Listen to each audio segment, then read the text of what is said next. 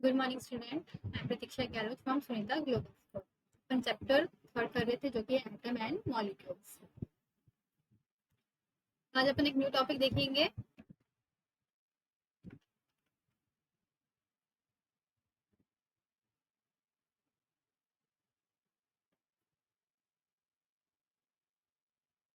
अपन ने देखा था कि मॉलिक्यूल्स क्या होते हैं। देखो, व्हाट इज मॉलिक्यूल, मैंने बताया था मॉलिक्यूल क्या होता है। जो ना ग्रुप होता है किसका, एक से या ज्यादा, एक या मोर एटम के को अगर जोड़ेंगे तो क्या बन जाएगा मॉलिक्यूल। यानी कि molecule is in general group of two or more atom that are chemically bonded together, that is tightly held together by attractive force. यानी कि मॉलिक्यूल्स क्या है, ग्रुप है किसका, दो या दो से ज्यादा एटम्स का। और जो मॉलिक्यूल होता है वो क्या होता है, एलिमेंट का जो सबसे छोटा पार्ट होता है वही क्या होता है, मॉलिक्यूल होता है। आज अपन देखते हैं molecule of element. The molecule of an element are constituted by the same type of atom। यानी कि जो मॉलिक्यूल होते हैं वो सेम टाइप क्या होता है, एटम के ही सेम टाइप होते हैं। यानी कि मॉलिक्यूल ऑफ एन एलिमेंट, एक एलिमेंट है उसका क्या है, मॉलिक्यूल है, constituted by the same type of atom. यानी कि वो क्या बन रखा होता है, एटम से सेम सेम टाइप का ही बना हुआ होता है। Molecule of many elements such as argon, helium, etc. are made up of only one atom. यानी कि जो मॉलिक्यूल है कुछ कुछ जैसे कि एलिमेंट के आर्गन, हेलियम वगैरह की क्या है, उनमें सब उन सब में क्या है, सिर्फ एक एटम है of that element. But this is not the case with most of the non metals. लेकिन ज्यादातर नॉन मेटल्स के साथ नहीं होता। जैसे कि for example a molecule of oxygen consist of two atom of oxygen and hence it is known as diatomic molecule. यानी कि जो ऑक्सीजन का मॉलिक्यूल होता है उसमें दो एटम होते हैं ऑक्सीजन के। समझ में आया। वैसे ही देखो, आर्गन क्या है, मॉलिक्यूल है किसका, आर्गन में क्या है, सिर्फ एक ही एटम है। वैसे ही ऑक्सीजन क्या, ऑक्सीजन में दो है एटम, इसलिए क्या कहलाता है, diatomic molecule. If three atom of oxygen unite into a molecule instead of the usual two, we got ozone. अगर O3 आ जाएगा तो हमें क्या मिल जाएगा, ओजोन। यानी कि क्या हो गया, molecule of oxygen consist of two atom of oxygen. यानी कि एक मॉलिक्यूल है ऑक्सीजन का, उसके अंदर दो है एटम किसके, ऑक्सीजन के। ठीक है, यानी समझ में आया। मॉलिक्यूल के अंदर क्या होते हैं, एटम होते हैं। ठीक है, तब अपन को पता चलेगा कि एक मॉलिक्यूल में कितने एटम है। एक मॉलिक्यूल में एक एटम भी हो सकता है, एक मॉलिक्यूल में दो एटम भी हो सकते हैं, एक मॉलिक्यूल में तीन एटम भी हो सकता है। तो आए समझ में सबको, बस इतना याद रखना है कि मॉलिक्यूल में एटम होते हैं। अगर वन मॉलिक्यूल होगा तो वन एटम भी हो सकता है, वन मॉलिक्यूल होगा तो टू एटम भी हो सकते हैं, और वन मॉलिक्यूल होगा तो थ्री एटम भी हो सकते हैं। The number of atom consisting of molecule is known as atomicity. यानी कि ये है ऑक्सीजन, यानी कि एक मॉलिक्यूल है, इसके अंदर तीन है एटम, तो इसी को क्या बोलेंगे, एटोमिसिटी। एटोमिसिटी यानी कि कितने एटम्स प्रेजेंट है एक मॉलिक्यूल में, उसको बोलेंगे atomicity. Metals and some other elements such as carbon, metal या फिर कुछ अदर एलिमेंट जैसे कि carbon do not have a simple structure but consist of a very large and indefinite number of atom bonded together. जैसे कि कुछ metals ले लो या फिर कार्बन को ले लो, इनका स्ट्रक्चर सिंपल नहीं होता, बहुत कॉम्प्लेक्स स्ट्रक्चर होता है। इसलिए इसके अंदर सिर्फ एक नहीं, बहुत ज्यादा अमाउंट में क्या होते हैं, एटम्स एक दूसरे से बॉन्ड होते हैं। Let us look at the atomicity of some non metals. अपन नॉन मेटल्स के क्या देखते हैं, कुछ एटॉमिसिटी देखते हैं। तो अपन फर्स्ट देखते हैं नॉन मेटल, यानी कि एटॉमिसिटी कितनी होती है। नॉन मेटल से argon, helium, oxygen, hydrogen, nitrogen, chlorine, phosphorus, sulphur. देखो कैसे लिखते हैं, आर्गन को सिर्फ मोनो एटॉमिक यानी कि सिर्फ अकेला आर्गन ही लिखा जाएगा, हीलियम को सिर्फ एच से लिखते हैं, He। ऑक्सीजन डाई एटॉमिक यानी कि दो, हाइड्रोजन भी दो, नाइट्रोजन भी टू, क्लोरीन भी टू, फॉस्फोरस यानी कि P4 tetra atomic, sulphur polyatomic से भी लिख सकते हैं। Molecule of some compound, compound में देखो वाटर में कितना है, H2O यानी कि हाइड्रोजन भी है और ऑक्सीजन भी है। अमोनिया में N भी है और हाइड्रोजन भी है और नाइट्रोजन है। देखो हाइड्रोजन, इसका रेशियो क्या होगा 14:3। कार्बन डाइऑक्साइड में कार्बन है और ऑक्सीजन, इसका रेशियो क्या होगा 3:8।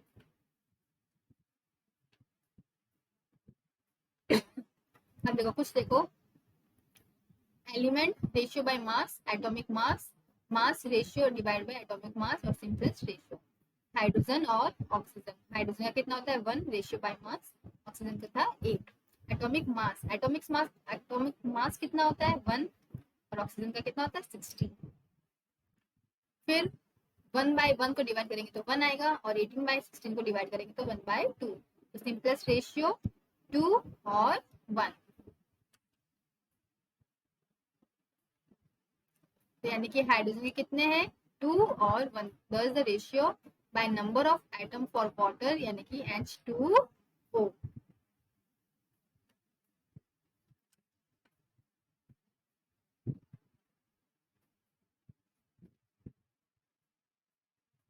अब देखो what is an ion. Ion क्या होता है, compound composed of metal and non metal contain charge species.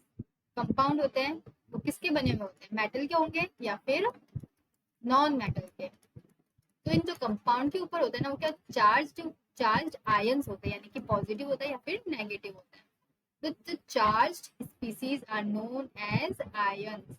Ions may consist of a single charge atom or a group of atom that have a net charge on them. यानी कि कोई भी atom होगा जिसपे single charge भी हो सकता है या फिर बहुत सारे एटम्स होंगे उस पर चार्ज बहुत ज्यादा हो सकता है। आयन कैन बी नेगेटिवली और पॉजिटिवली चार्ज, दो होते हैं, एक पॉजिटिव और एक negative. Negative charge ion is called as anion. Negative को क्या बोलेंगे anion, and the positively charge ion is cation. Take example of sodium chloride. देखो सोडियम क्लोराइड है NaCl, it is a constituent particle are positively charged Na+ और Cl-, यानी कि इस पे Na जो सोडियम होता है वो पॉजिटिव होता है और क्लोराइड होता है वो क्या होगा negative. A group of atom carrying a charge is known as polyatomic ion, यानी कि वो ग्रुप एटम का जिस पे चार्ज होगा वो क्या कहलाएगा पॉलीएटॉमिक आयन। देखो मैग्नीशियम ऑक्साइड, इसमें एलिमेंट कौन कौन से है कैल्शियम और ऑक्सीजन। रेशियो बाय मास क्या होगा 5:2 होगा। मैग्नीशियम सल्फाइड है, इसमें मैग्नीशियम और सल्फर, इसका रेशियो होगा 3/4। वैसे ये भी सोडियम क्लोराइड का भी होगा। अब अपन देखते हैं right chemical formula. Chemical formula को कैसे लिखा जाता है। The chemical formula of a compound is a symbolic representation of its composition, यानी कि chemical formula में क्या represent करते हैं उसका symbol। The chemical formula of different compound can be written easily, इसको अपन easily लिख सकते हैं। For this exercise we need to learn the symbols and combining capacity of the element, यानी अपने क्या क्या पता होनी चाहिए symbols और combining capacity। The combining power of an element is known as its valency, यानी कि जो कंबाइनिंग पावर होगी और कैपेसिटी होगी वो क्या कहलाएगी वैलेंसी। तो वैलेंसी यहाँ पे क्या है combining power. Valency can be used to find out how the atoms of an element will combine with the atom, यानी कि वैलेंसी मतलब क्या होता है जो हमें फाइंड करती है, क्या फाइंड करती है एलिमेंट होगा उसका जो एटम होगा, एलिमेंट का जो एटम होगा, the atom of an element will combine with atom of another element, यानी कि ये जो इसका एटम होगा वो किसी और एटम के साथ कंबाइन होगा जो कि किसका होगा दूसरे एलिमेंट का होगा, जो कि क्या फॉर्म करता है केमिकल कंपाउंड। यानी कि एक एलिमेंट का एटम दूसरे एलिमेंट के एटम के साथ जब कंबाइन होगा तो क्या बनाएगा केमिकल कंपाउंड।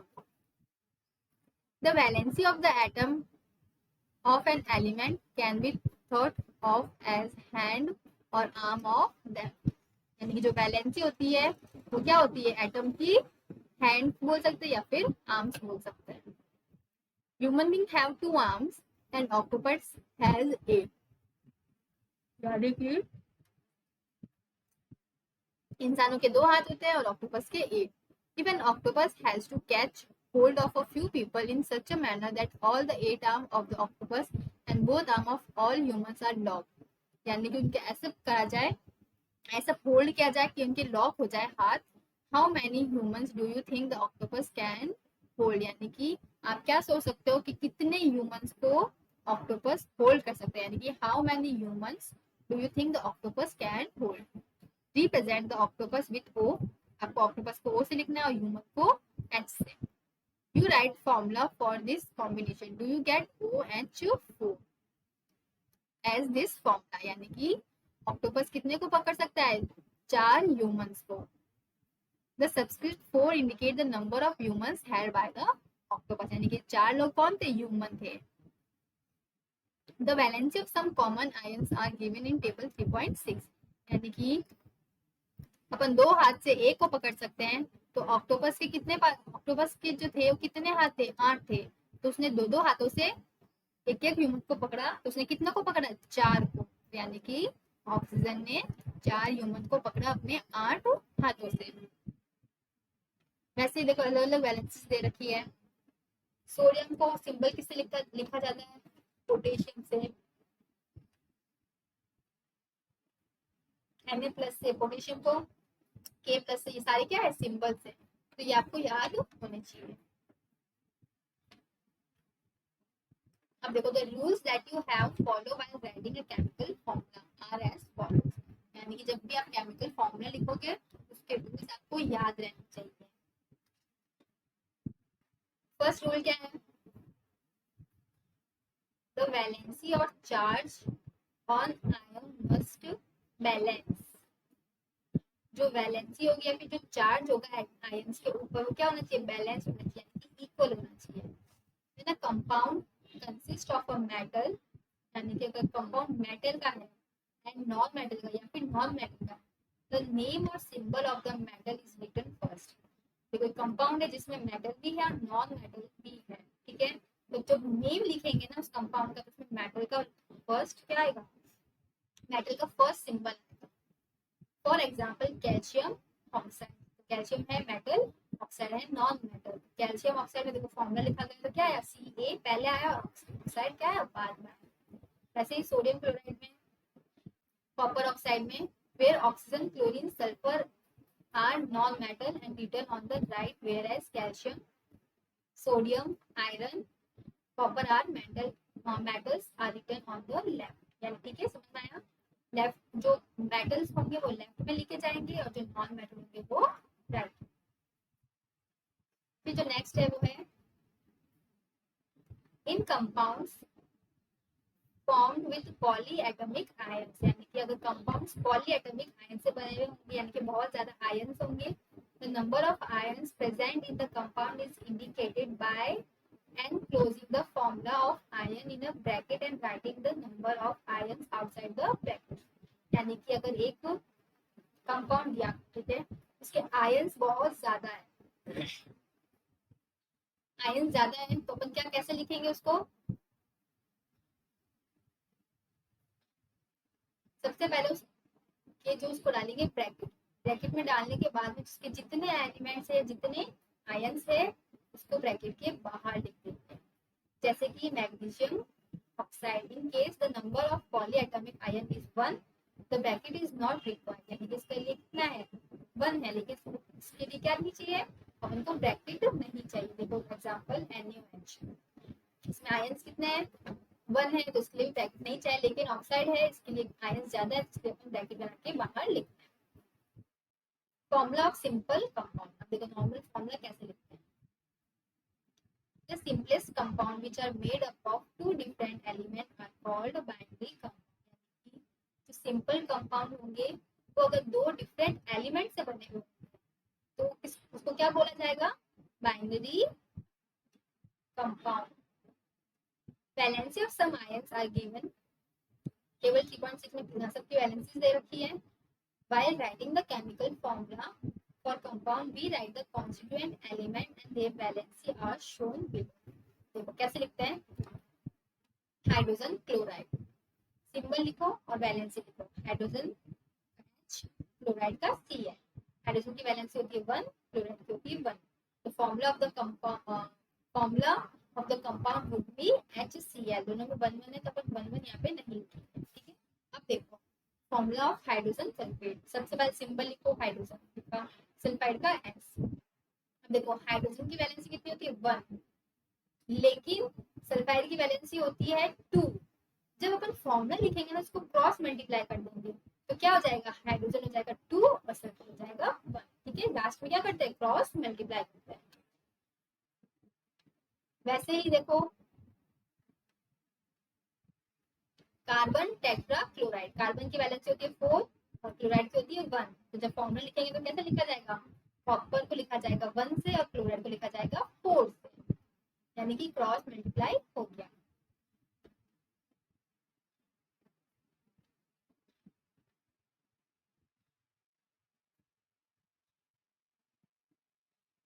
अब देखो मैग्नीशियम क्लोराइड में क्या करते हैं, सबसे पहले लिखते हैं सिंबल मैग्नीशियम और क्लोराइड। अब मैग्नीशियम की चार्ज देखो क्या लिखा हुआ है, we write the symbol of cation, यानी जो मैग्नीशियम कितने होते हैं ion 2 plus, first follow by the symbol of anion chloride ion, यानी सबसे पहले फॉलो करेंगे आयंस कितने हैं, फिर then their charges are criss cross to get the formula. सबसे पहले अपन ने क्या लिखा, मैग्नीशियम क्लोराइड, तो मैग्नीशियम लिखा सिंबल, क्लोराइड का Cl। मैग्नीशियम में कितने होते हैं चार्ज 2 प्लस, लेकिन क्लोराइड का कितना होता है -1। तो जब अपन इसको क्रॉस करेंगे तो क्या लिखा जाएगा, मैग्नीशियम प्लस Cl2, ठीक है। चार्ज पार्टिकल को साथ में लिखना है, यानी कि ये पॉजिटिव है या नेगेटिव है, एनायन या फिर cation. Thus in magnesium chloride there are 2 chloride ions, इसमें क्या है 2 क्लोराइड के आयंस है, for each magnesium ion magnesium 2 plus the positive and negative charges must be balanced। कैसे बैलेंस हुए, एक पॉजिटिव एक नेगेटिव है तो क्रॉस हो जाएंगे। the overall structure must be neutral। अब देखो नेक्स्ट एग्जांपल और देखते हैं, एल्युमिनियम ऑक्साइड, एल्युमिनियम का सिंबल Al, ऑक्साइड का O। एल्युमिनियम के चार्ज पार्टिकल कितने होते हैं 3 और 3 प्लस, और ऑक्साइड के 2 माइनस, पॉजिटिव से नेगेटिव कैंसिल हो जाएगा, फिर क्रॉस हो जाएगा, एल्युमिनियम हो जाएगा 2, ऑक्सीजन हो जाएगा, ऑक्साइड हो जाएगा 3। वैसे ही ये भी फॉर्मूला है।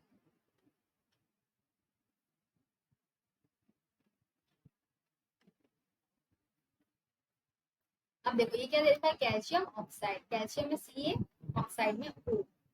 चार्ज पार्टिकल दोनों के सेम है, देखो 2 प्लस 2 माइनस, तो ये प्लस माइनस कैंसिल हो रहा है, दोनों सेम है तो उसको अपन क्या लिख देंगे, ये भी कैंसिल हो जाएंगे। तो ऊपर ये सिंपलीफाई फॉर्मूला क्या लिख सकते हैं, CaO, क्योंकि क्या है इसके जो चार्ज पार्टिकल्स है वो क्या सेम है। आया सबको समझ में। अब अपन नेक्स्ट देखते हैं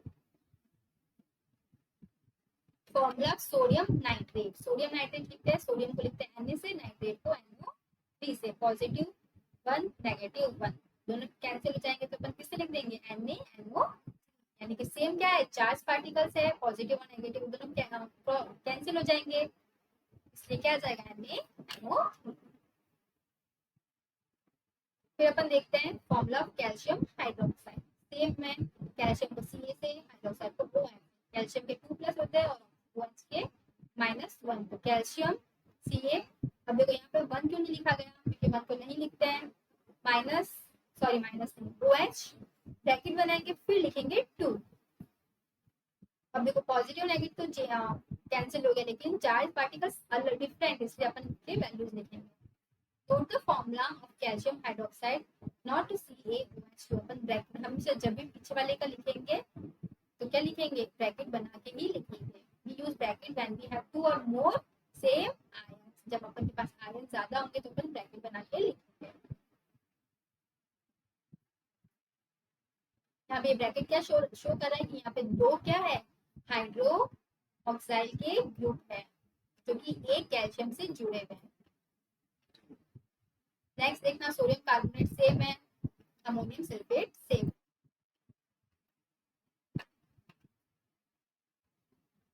अब अपना जो ना न्यू टॉपिक है वो है molecular mass and mole concept.